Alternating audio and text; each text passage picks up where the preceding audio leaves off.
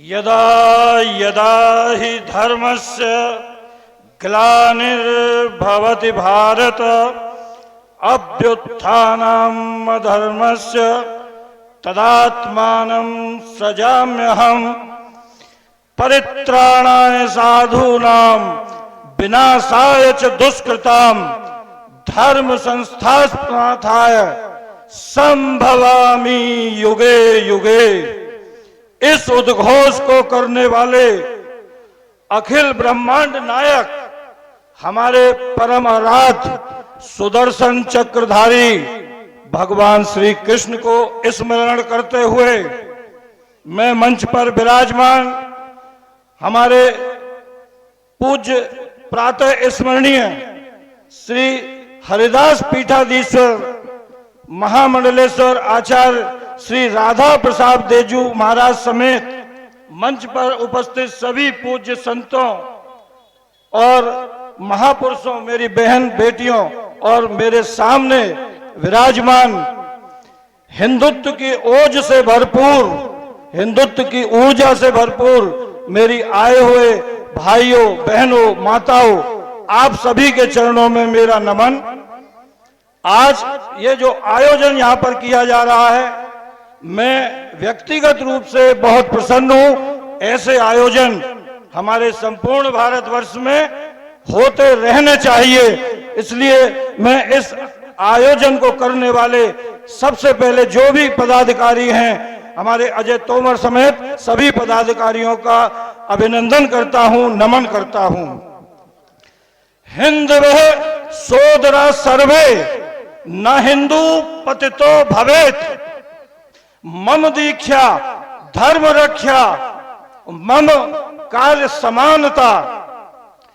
हमें ये हमारा जो मंत्र है, धर्म रक्षा संघ भी आपके योगी यूथ विद्वेष और धर्म रक्षा ट्रस्ट की तरह से हमारा संगठन है। हम सभी संगठनों के उद्देश्य सनातन धर्म को आगे बढ़ाना, सनातन धर्म की संस्कृति की रक्षा करना। तो सबसे बड़ा जो हमारे सनातन धर्म में संगठन है, वो संकट है, वो यही है कि आज की तारीख में हम लोग पूरी तरीके से जातियों में बटे हुए हैं। हम लोग हिंदू बहुत बाद में हैं। पहले हम या तो ब्राह्मण हैं या वैश्य हैं या क्षत्रिय हैं या शूद्र हैं, मगर हम लोग हिंदू अभी अपने आप को मानने को पूरी तरीके से तैयार नहीं है। आप एक तरफ अपने हिंदुओं को देखिए और दूसरी तरफ मुस्लिम समाज को देखिए। जो योगी जी ने अभी नारा दिया था कि एक रहोगे, नेक रहोगे, बटोगे तो कटोगे, तो इसका सीधा अर्थ क्या है? अब थोड़ी सी मेरी 2 मिनट की बात से आप समझने का प्रयास करें कि इस्लाम धर्म, जिसको लोग धर्म कह देते हैं, ये वास्तव में कोई धर्म नहीं है। दुनिया में अगर कोई धर्म है तो वो केवल और केवल सनातन धर्म है। बाकी दुनिया में जितना भी आपको दिखाई देता है वो कोई मत होगा, मजहब होगा, पंथ होगा, मगर धर्म नहीं हो सकता, क्योंकि धर्म को प्रकट करने वाला कोई नहीं होता। सनातन एक स्वयं प्रकट धर्म है। बाकी जितने भी मजहब हैं, पंथ हैं, इनको प्रकट करने वाले कोई ना कोई व्यक्ति हैं। तो आप जब इस्लाम की बात आएगी तो इस्लाम में आप देखेंगे कि पैदा होते ही इस्लाम के बच्चों को किस तरीके की शिक्षा दी जाती है। हमारे हिंदू धर्म में मैं गारंटी के संग कह सकता हूं कि यहाँ आप लोग जितने भी लोग बैठे हुए हैं, 90% लोगों को स्वयं ये पता नहीं होगा कि गीता का पहला श्लोक कौन सा है, कि रामायण का पहला दोहा, पहली चौपाई कौन सी है, या हमारे कौन से ग्रंथ में क्या बोला गया है। जब हमें स्वयं ही अपने धर्म के बारे में ज्ञान नहीं है तो हम अपनी आने वाली पीढ़ी को क्या बता सकते हैं। दूसरी तरफ आप देखिए, मुस्लिम धर्म में पैदा होते ही बच्चे को जैसे ही वो चलने फिरने लायक होता है, मस्जिदों में भेजा जाता है, उसको 5 बार की नमाज उसको पर पढ़नी पड़ती है। और आप किसी भी पंचर जोड़ने वाले और छोटे से छोटे काम करने वाले मुस्लिम किसी व्यक्ति से पूछेंगे तो वो आपको कुरान की इतनी आयतें सुना देगा जिसका कोई ठिकाना नहीं।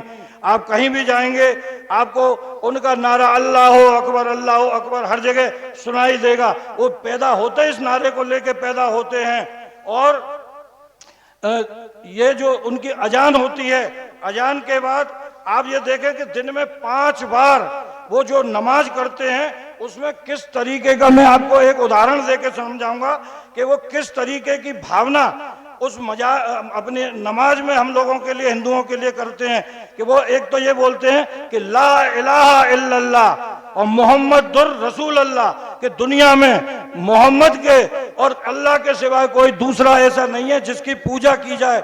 और उनकी ये तो केवल अजान है, इसके बाद जो आयतें आती हैं वो इतनी खतरनाक होती हैं। मैं केवल एक आयत का आपको उदाहरण दे रहा हूं कि उनके सूरा नंबर 4 और आयत नंबर 89 अगर यहाँ पत्रकार बंधु बैठे हो तो मेरी बात को नोट कर लें, और मैं सभी मुस्लिम भाई को चैलेंज करता हूं कि अगर मेरी बात को वो गलत साबित करें तो रोज उनके यहाँ जो नमाज होती है उसमें वो क्या शिक्षा देते हैं कि जब तक काफिर खुदा की राह में हिजरत न करें, काफिर से उनका सीधा अर्थ हम हिंदू समाज के लिए है कि जब तक हिंदू समाज इस्लाम ग्रहण नहीं कर ले, तुम में उनमें से किसी भी उन काफिर से दोस्ती मत करो, उन्हें गिरफ्तार करो और उन्हें गिरफ्तार करके उनको जहां भी पाओ वहां उनका कत्ल कर दो। यानी हिंदुओं को मारने के लिए, हिंदुओं का कत्ल करने के लिए, बाकी हिंदू समाज को समाप्त करने के लिए जो व्यक्ति दिन में 5 बार कसम खा रहा है, अब आप खुद सोचें कि ऐसे लोगों के सामने हमारी हिंदुओं की क्या तैयारी है। आज जो कुछ भी विनाश हिंदू समाज के सामने जो समस्याएं आ रही हैं उसका सीधा सीधा कारण है कि जो मुसलमान 5 बार हमारे विनाश की कसम खा रहे हैं और हम आराम से घर में बैठे हुए हैं, ये सोचकर बैठे हैं कि अभी जब तक हमारे ऊपर कोई बात नहीं आएगी तब तक हमें कोई चिंता नहीं है। आप ये समझिए मुसलमानों की एक बड़ी पक्की योजना है सारे दुनिया के मुसलमानों की कि वो उनके 3 योजना के दारुल अमन, दारुल हरब और दारुल इस्लाम। दारुल अमन से उनका सीधा अर्थ होता है कि जहां मुस्लिमों की संख्या कम होती है, हिंदुओं की संख्या ज्यादा होती है, उनके सामने उनकी नहीं चलती है तो वो वहां शांति से रहना चाहते हैं, वो उनके लिए दारुल अमन होता है। और दारुल हरब वो उस स्थान को कहते हैं जहां उनकी जनसंख्या इतनी हो जाती है कि वो संघर्ष करने की स्थिति में आ जाते हैं। आज हमारे भारत के कितने ही शहर, 9 तो राज्य दारुल हरब बन चुके हैं जहां पूरी तरीके से हिंदू धर्म लगभग समाप्त हो चुका है और मुसलमान धर्म वहां पे अपना इस्लाम चालू हो गया है। और जहां भी ये दारुल अरब का मतलब कि इस्लाम जब तक संघर्ष करेगा, जब तक कि वह दारुल इस्लाम नहीं हो जाए, यानी कि हर व्यक्ति इस्लाम ग्रहण नहीं कर ले, तो हर मुस्लिम समाज के व्यक्ति का एक ही लक्ष्य है कि जब तक एक भी हिंदू जिंदा है तब तक इनका कत्लेआम जारी रखो और इनको मारो, और जब तक ये या तो इस्लाम ग्रहण नहीं कर लें तब तक इनको छोड़ना नहीं है, और ग्रहण नहीं करते हैं तो सीधा इनका कत्ल करना है। ये इनकी नमाज में इनको रोज दिन में 5 बार सिखाया जाता है। दूसरी तरफ हम अपने बच्चों को कितनी बार मंदिर भेजते हैं, कितनी बार हम अपने बच्चों को सनातन धर्म की कोई शिक्षा देते हैं। आज मुझको इसीलिए अच्छा लग रहा है कि जिस प्रकार से आप लोगों ने एक सनातन के लिए प्रयास किया है, ऐसे प्रयास जारी रखने चाहिए। मैं आज इस मंच के माध्यम से, क्योंकि ये मंच कोई साधारण मंच नहीं है, लोगों की जो भी यहाँ उपस्थिति है वो भी संतोषजनक है, मगर इस मंच का संदेश लखनऊ में भी जाएगा और दिल्ली में भी जाएगा और लखनऊ दिल्ली से बाहर विदेशों में भी जाएगा। आपको बताऊं आज का जो कार्यक्रम रखा गया था वो खास करके ताजमहल की बात को लेकर रखा गया था, मथुरा श्री कृष्ण जन्मभूमि की बात को लेकर रखा गया था। तो मैं आपको पूरी तरीके से भरोसा दिलाता हूं कि धर्म रक्षा संघ पूरी तरीके से आपके आंदोलन में आपके साथ है। ताजमहल को लेने के लिए आप जब भी जो भी प्रयास करेंगे हम पूरी तरीके से आपके साथ हैं। मथुरा श्री कृष्ण जन्मभूमि के केस में धर्म रक्षा संघ पहले से ही मौजूद है। हमारे वकील महेंद्र प्रताप सिंह जी के साथ हम लोग भी उस केस में बराबर से लड़ाई लड़ रहे हैं। और आपको बता दूं, हमने तो इन लोगों से मात्र 3 मंदिर मांगे थे, मथुरा, काशी और अयोध्या। इन्होंने ये 3 मंदिर नहीं दिए। तो अब भारतवर्ष में कम से कम 40,000 ऐसे मंदिर हैं जिन पर इन्होंने मस्जिदें बनाई हुई है, कब्जा किया हुआ है। हमें वो पूरे 40,000 मंदिर अपने वापस चाहिए।